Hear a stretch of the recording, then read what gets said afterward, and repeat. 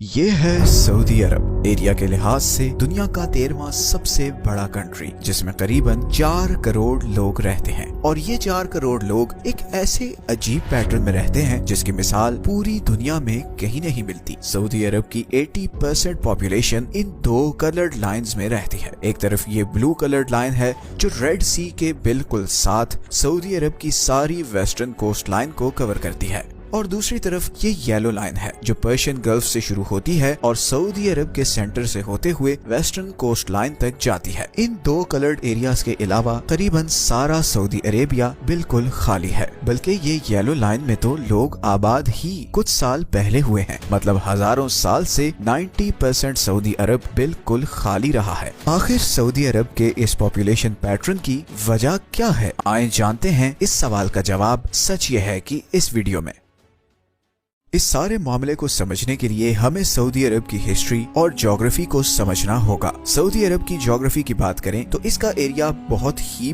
बड़ा है, इतना बड़ा कि तकरीबन पूरा यूरोप इसमें आ जाए। और इसीलिए 4 करोड़ लोग होने के बावजूद सऊदी अरब का ज्यादातर हिस्सा खाली है। और इवन ये 4 करोड़ का फिगर भी सऊदी अरब की पॉपुलेशन में चंद साल पहले ही ऐड हुआ है। मतलब अगर हम डेटा देखें तो 1970s में सऊदी अरब की पॉपुलेशन 61 लाख थी और आज 2023 में ये तकरीबन 4 करोड़ तक पहुंच गई है। मतलब पिछले सिर्फ 50 सालों में सऊदी अरब की पॉपुलेशन में करीबन 3.25 करोड़ लोग ऐड हुए हैं। ऐसा क्या हुआ है इन 50 सालों में, और 1970 से पहले सऊदी अरब की पॉपुलेशन इतनी कम क्यों थी? इसकी सबसे बड़ी वजह है सऊदी अरब की हार्श ज्योग्राफी। अब सऊदी अरब का मैप देखें तो आपको हर तरफ बड़े बड़े रेगिस्तान नजर आएंगे, जैसे नॉर्दर्न साइड पर जॉर्डन और इराक के बॉर्डर पर अल नफूद डेजर्ट है। इसी तरह सऊदी अरब की सदर्न साइड पर बहुत ही बड़ा और खतरनाक रेगिस्तान है जिसे अरबी में रुब अल खाली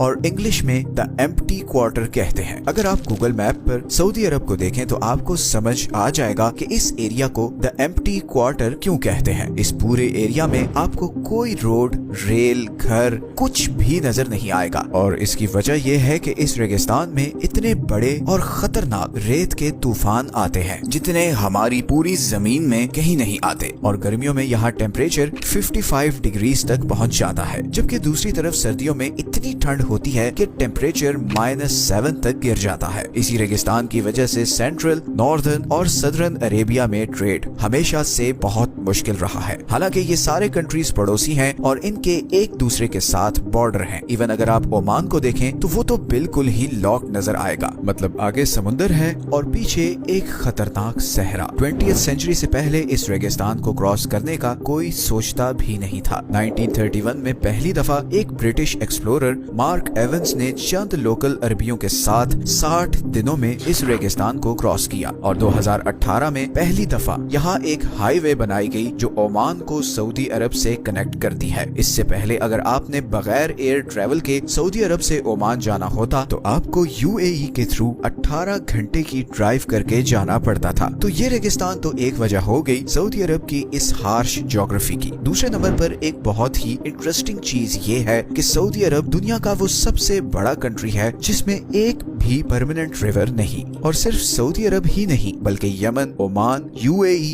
कतर, बहरेन और कुवैत में भी कोई दरिया नहीं है। इसी तरह इस पूरे अरब में सबसे ज्यादा बारिश इधर सऊदी अरब और यमन की वेस्टर्न कोस्ट लाइन पर होती है। और यही एक वजह भी है कि यमन की पॉपुलेशन ओमान, यूएई और बाकी गल्फ कंट्रीज से बहुत ज्यादा है। इसी पॉपुलेशन पैटर्न की वजह से यमनी सिविल वॉर का सबसे ज्यादा इम्पैक्ट सऊदी अरब पर पड़ रहा है। बिकॉज ओमान और यमन के बीच तो ये रब अल खाली डेजर्ट है जिधर कोई जाता नहीं, जबकि सऊदी अरब के सबसे ज्यादा आबादी वाले एरियाज यमन के सबसे पॉपुलेटेड शहरों के बिल्कुल साथ हैं। और इसीलिए हौसी बागी अक्सर सऊदी अरब को मिसाइल अटैक से थ्रेट करते रहते हैं। अब यहाँ पर एक बड़ी इंटरेस्टिंग चीज ये है कि सऊदी अरब के सारे बड़े शहर जैसे कि मक्का, मदीना, जद्दा, रियाद और दमाम सब इस हाई पॉपुलेशन सर्कल से बाहर लोकेटेड हैं। अब मक्का, मदीना और जद्दा की लोकेशन के पीछे हजारों साल की हिस्ट्री और स्ट्रेटेजिक रीजंस हैं। अगर आप जद्दा और मक्का को देखें तो दोनों एक दूसरे से काफी करीब हैं और दोनों ही Mediterranean sea, gulf of Aden, Persian gulf और इस एम्प्टी क्वार्टर से बिल्कुल इक्वल डिस्टेंस पर हैं। और इस स्ट्रेटेजिक स्ट्रेटेजिक लोकेशन का मतलब ये था कि हजारों साल से इंडिया, ईरान, ईस्ट अफ्रीका और इजिप्ट से आने वाले तिजारती काफलों मतलब ट्रेड कैरावान्स के लिए इन दोनों शहरों को अवॉइड करना तकरीबन नामुमकिन था, क्योंकि स्टीम शिप्स और सुएज कनाल बनने से पहले इजिप्ट से लेकर इंडिया तक का सारा जमीनी और समुद्री ट्रेड इसी रूट से होता था, जिसके रास्ते में मक्का, मदीना और जद्दा आते हैं। और यही वजह है कि ये तीनों शहर इकोनॉमिकली अरब वर्ल्ड का फोकल पॉइंट बन गए। अब अगर हम मैप को थोड़ा और जूम इन करें तो आप देख सकते हैं कि मक्का के नॉर्थ में सारा पहाड़ी एरिया है, और अगर हम थोड़ा सा नॉर्थ ईस्ट में आए तो यहाँ ताइफ है। ताइफ एक खूबसूरत शहर है जहाँ पर हर तरफ ग्रीनरी है और मौसम ठंडा है। पुराने वक्तों में कुरैश के बड़े बड़े सरदार और अमीर लोग गर्मियों में यहीं पर वक्त गुजारने आते थे। उनके लिए ये एक हिल स्टेशन था। मगर ताइफ से आगे पर्शियन गल्फ तक आपको बिल्कुल फ्लैट रेगिस्तान नजर आएंगे, और इस सारे एरिया को मार्क करने के लिए हम येलो हाईलाइट करते हैं। इस सारे एरिया में बारिश ना होने के बराबर है, और इसीलिए हजारों साल से ये सारा एरिया बिल्कुल खाली रहा है, सिवाय रियाद के आसपास के कुछ एरियाज के जहाँ पर कुछ अरब बद्दू रहते थे, और 20वीं सदी के शुरू तक ऐसा ही रहा। सन 1900 में सऊदी अरब की पॉपुलेशन 25 लाख थी, और ये 99% पॉपुलेशन इधर सऊदी अरब की वेस्टर्न कोस्ट लाइन इस ब्लू लाइन में रहती थी। लेकिन फिर अगले 30 सालों में कुछ ऐसी चेंजेस हुई जिसके बाद ये पॉपुलेशन पैटर्न शिफ्ट होने लगा, और तभी ये येलो लाइन वजूद में आई जब 1932 में रियाद की अल सऊद फैमिली ने सऊदी अरब का कंट्रोल ले लिया और रियाद को सऊदी अरब का कैपिटल डिक्लेयर कर दिया। अब इसको कैपिटल डिक्लेयर करने की सिर्फ ये वजह नहीं थी कि अल सऊद फैमिली का ताल्लुक रियाद से था, बल्कि उनके पास इसके अलावा और कोई ऑप्शन नहीं थी। बिकॉज मक्का और मदीना को तो कैपिटल बना नहीं सकते थे, बिकॉज वहाँ पर नॉन मुस्लिम्स नहीं जा सकते, और चूंकि कैपिटल में सारी दुनिया के फॉरेन डेलीगेट्स, एम्बेसडर्स और हेड ऑफ स्टेट्स ने आना होता है, तो सऊदी अरब के लिए इंटरनेशनल डिप्लोमेटिक रिलेशंस रखना बहुत ही मुश्किल हो जाता। इसीलिए रियाद को कैपिटल बनाया गया, और फिर 1938 में इधर रियाद के पास ही ऑयल के बहुत बड़े रिजर्व्स डिस्कवर हो गए, जिसके बाद सऊदी अरब की तकदीर बदल गई। 1970s तक सऊदी अरब पूरी दुनिया की 15% ऑयल सप्लाई पूरी कर रहा था। बिलियंस ऑफ डॉलर्स आ रहे थे, और इन ऑयल फील्ड्स के आसपास नए शहर आबाद होना शुरू हो गए थे। सऊदी अरब की ईस्टर्न कोस्ट लाइन पर लोकेटेड शहर दमाम, जहां पर 1920 से पहले चंद 100 लोग भी नहीं रहते थे,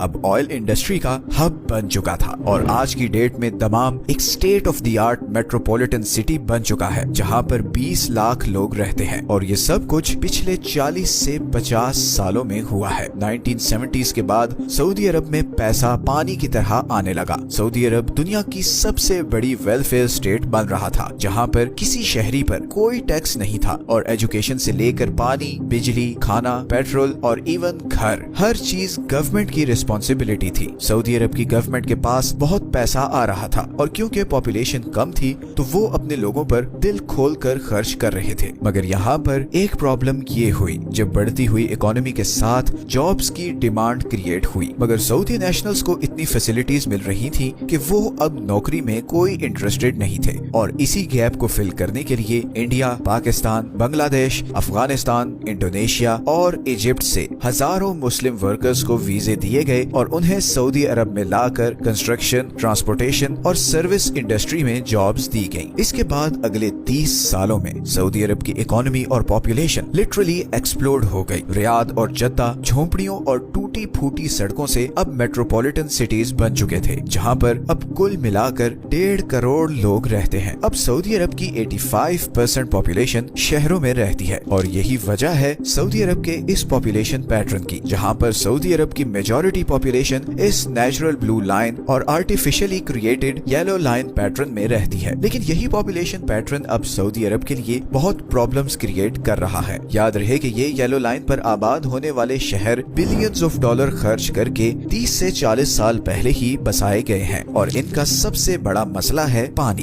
क्योंकि यहाँ पर बारिश ना होने के बराबर है। इसी का हल निकालने के लिए 1980s में सऊदी अरामको ने इस सारे एरिया में अंडरग्राउंड पानी की तलाश शुरू की, और वो उन्हें मिल भी गया। इन वाटर रिजर्व्स पर सऊदी गवर्नमेंट ने आर्टिफिशियल एक्वाइफर्स भी बनाए, लेकिन मसला ये हुआ कि बारिश ना होने और कंजम्पशन ज्यादा होने की वजह से पानी के ये बड़े बड़े बड़े कुएं सूखते गए। दूसरा, पूरे सऊदी अरब में सिर्फ 0.5% जमीन कुछ भी उगाने के काबिल है, बाकी 99.5% जमीन में कुछ काश्त नहीं हो सकता और इसीलिए सऊदी अरब में मेजॉरिटी फूड बाहर से इंपोर्ट होता है। गो के सऊदी गवर्नमेंट ने किसानों को हैवी सब्सिडीज और आर्टिफिशियल पानी की सप्लाई दी ताकि वो आर्टिफिशियल फार्म लैंड्स बनाएं ताकि सऊदी अरब को बाहर से फूड ना इंपोर्ट करना पड़े, और ये कुछ हद तक अचीव भी हो गया, मगर ये सस्टेनेबल नहीं था बिकॉज ये सारा पानी आर्टिफिशियली क्रिएटेड एक्वाइफर्स से आ रहा था और इसी का नतीजा ये हुआ कि 2010 में इन एक्वाइफर्स का 80% पानी खत्म हो चुका था और साइंटिस्ट्स ने प्रिडिक्शन करना शुरू कर दी कि 2030 तक ये सारे पानी की सप्लाई भी बिल्कुल खत्म हो जाएगी। इसके बाद सऊदी अरब ने इस प्रोजेक्ट पर काम रोक दिया और ज्यादा पानी लेने वाली क्रॉप्स जैसे कि राइस वगैरह को उगाना बंद कर दिया। इसी पानी की प्रॉब्लम का सोल्यूशन निकालने के लिए अब सऊदी गवर्नमेंट ने इधर पर्शियन गल्फ के साथ समुद्र में डीसैलिनेशन प्लांट्स लगाए हैं, जहां से समुद्र के खारे पानी को साफ करके रियाद, दमाम और दूसरे शहरों तक पहुंचाया जाता है। इसी तरह इधर वेस्टर्न कोस्ट लाइन पर भी